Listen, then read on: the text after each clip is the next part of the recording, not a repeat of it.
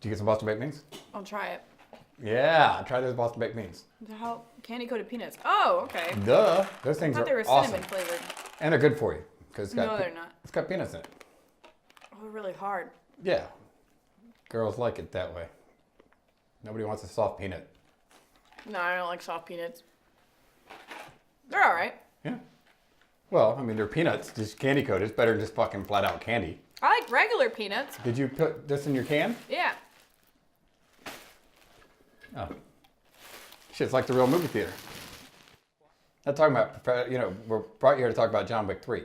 Yeah, I'm excited. You're so excited you're going to a convention and totally ignoring opening night. I have a contract. I have to Your be contract should have mentioned John Wick 3. there. I know, should have. You know who else has a contract on him? He's John not. Wick He's 3? not on. Well, they have contracts on him. That's what I mean. No, they're not called contracts. It's called something fucking Latin. Yeah. Exactly. I've watched the trailer like 8 times and they keep saying it and I just don't remember it. Not a summa cum laude. The fuck that means you graduated. Well, somebody was class. saying it's stupid. How many movies do they need about a guy that has his dog get killed and he gets revenge? The answer is fuck you. That's what the answer is. And the answer is as long as Keanu Reeves is a badass, who cares? Well, the first one was about his fucking dog, but it was more about his wife's last gift.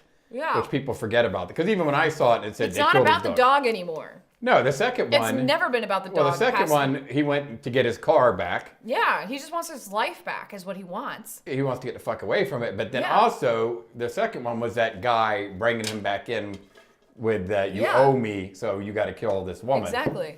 And he was like, you don't want me to owe you. And they hint that him and that woman, John Wick and that woman, had a past too. Yeah. Which is pretty cool. And they didn't elaborate on. What I like in those movies is that like they don't elaborate on things. There is a past history where she's like, "Oh yeah, your wife, was she like better than me or something like that?" She mentioned something that hinted that they had a past, and they didn't inform you about it, and they moved on. And unlike all that, a lot of people with movies need to be informed of exactly how everything happens, which bothers me. Why can't you let something have a mystery to it? It's fucking, his wife thought it died cancer, and then he's depressed, and a puppy shows up at his house. Now, when I first heard about his dog gets killed, I was like, okay, that's It's not about the dog. Once you see the movie, and I'll tell you, I've seen John Wick, the first one, 1,000,000 times. I have to skip over the fucking dog part every time. Yeah. I don't want to see that shit. Yeah, it's sad. I'd like to go through and edit that out. You know, like Walt Disney, they used to edit all of his cigarettes out of his pictures, so they didn't want the public to know he smoked. He's also a racist. I just thought that was weird that with the cigarettes, they got rid of that crap. Yeah. So I need to have somebody do that with every movie that has animal cruelty in it, and then just cut those scenes out. Yeah. Well, I mean, yeah, I don't like the dog part, but it's not about the dog. That's just like a long story short. See, that's the problem I don't like about when you're like, watch this Earth show or this animal show. It's so good. I don't understand. David doesn't watch Planet Earth. Well, here's why. Because one, if an animal gets killed, there's no revenge. Nobody goes after it and be like, that lion's a prick. He just killed that baby fucking zebra. It's all about whose side are you on in that situation.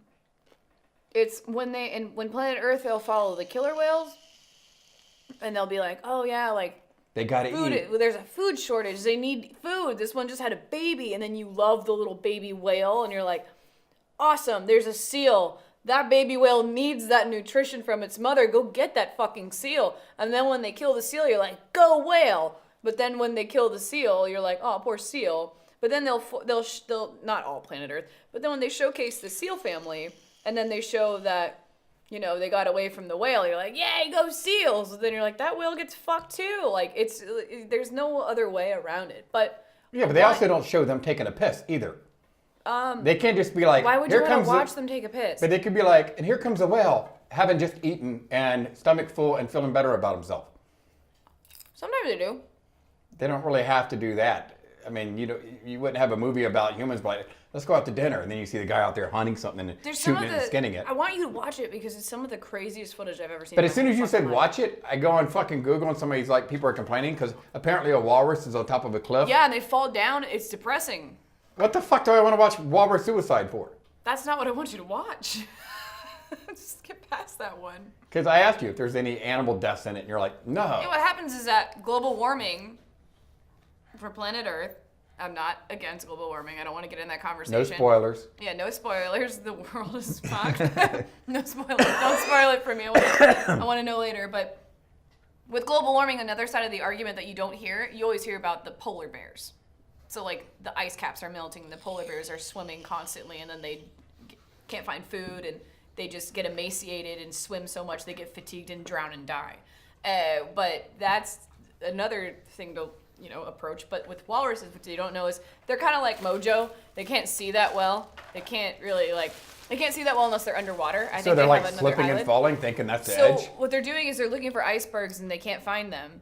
As many of them that they used to. So they're overcrowding these beaches, and they keep trampling each other and just being on top of each other because there's no room on the land. So other walruses, since they're half blind, have been climbing, which you've seen a walrus, they look like a giant penis, and they don't have legs really, they have flippers. Yeah. And so they've been actually climbing up. Is that thing we saw when we were in Vancouver at the zoo? Yeah. The one making all the noise? Those big ones that were fighting with each other, those are sea lions. But these ones, walruses, are way bigger than those ones. And those ones are the size of bears. They're huge. So they climb up on the top of mountains, and then they don't know how to get down because they just got all the way up there. What the fuck they climb up there for then? Because they're trying to get away from the crowding of all the other walruses. So they want their own space. So then they just don't realize it, and they just jump off cliffs and fall to their death.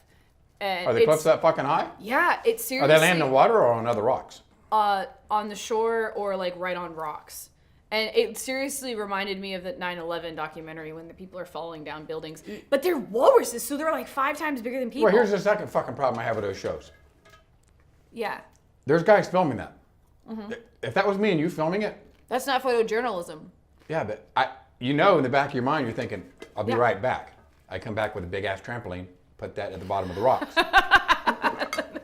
Your trampoline would break.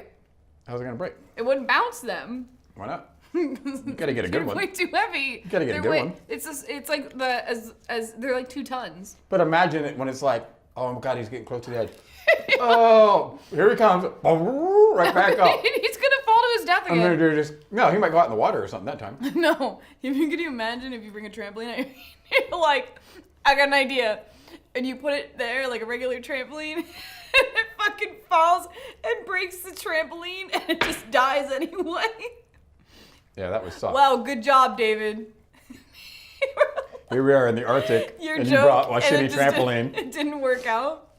Holy shit, that'd be great. Well, it's the same thing when you see like, oh, the penguins are trapped inside this little fucking ice cavern. I guess we'll just film them as they're dying. When the guy could have been like, here, little fella. That's not photojournalism. What the fuck is photojournalism? I went to school on photography, David.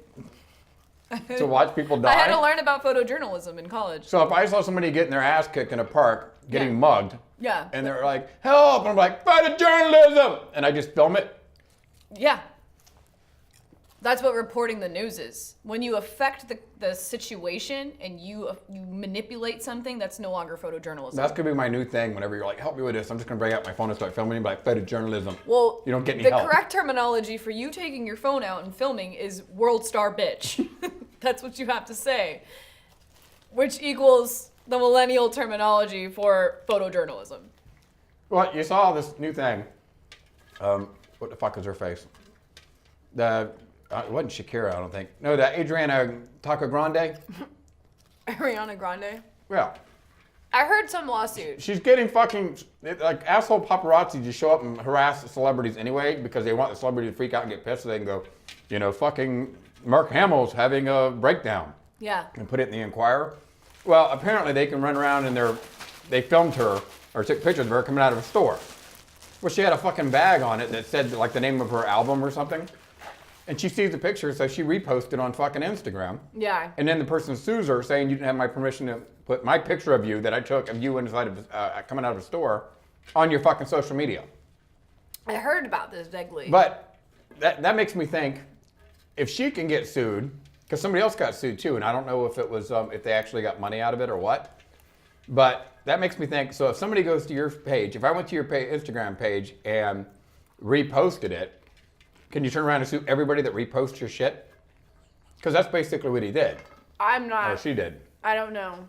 Maybe you can scream photojournalism at her, but I don't know. I just think it's fucked up. I mean, it's because it's in public. She's basically getting sued by herself. Yeah, it'd be like if I went to the fucking mall or something like that and just filmed girls coming out of it.